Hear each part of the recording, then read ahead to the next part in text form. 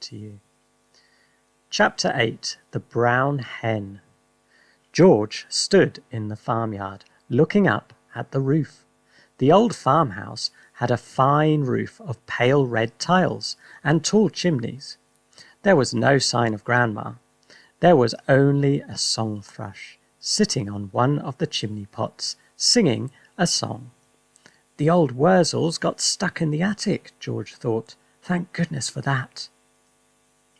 Suddenly, a tile came clattering down from the roof and fell into the yard. The song thrush took off fast and flew away. Then another tile came down, then half a dozen more, and then very slowly, like some weird monster rising up from the deep, Grandma's head came through the roof. Then her scrawny neck and the tops of her shoulders. And here's a picture showing her coming through the roof. "How am I doing, boy?" she shouted. "How's that for a bash-up?" "Don't you think you'd better stop now, Grandma?" George called out. "I have stopped," she answered. "I feel terrific. Didn't I tell you I had magic powers? Didn't I warn you? I had wizardry in the tips of my fingers, but you wouldn't listen to me, would you? You wouldn't listen to your old Grandma."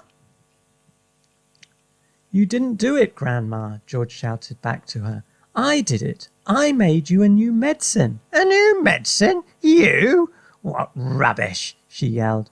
I did," George shouted. "You're lying as usual," Grandma yelled. "You're always lying." "I'm not lying, Grandma. I swear I'm not." The wrinkled old face, high up on the roof, stared down suspiciously at George. "Are you telling me you actually made a medicine all by yourself?" she shouted. "Yes, Grandma, all by myself." "I don't believe you," she answered, "but I'm very comfortable up here. Fetch me a cup of tea." A brown hen was pecking about in the yard, close to where George was standing. The hen gave him an idea. Quickly he uncorked the medicine bottle and poured some of the brown stuff into the spoon. "Watch this, Grandma," he shouted. He crouched down, holding out the spoon to the hen. "Chicken," he said. Chicken. Come here, have some of this."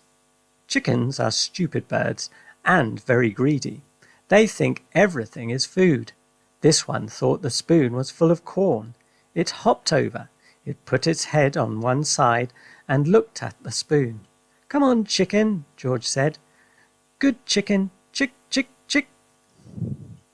The brown hen stretched out its neck towards the spoon and went peck. It got a beak full of medicine. The effect was electric. "Whiz!" shrieked the hen, and it shot straight up into the air like a rocket. It went as high as the house, then down it came again into the yard. Splosh! And there it sat, with its feathers all sticking straight out from its body. There was a look of amazement on its silly face. George stood watching it. Grandma, up on the roof, was watching it too.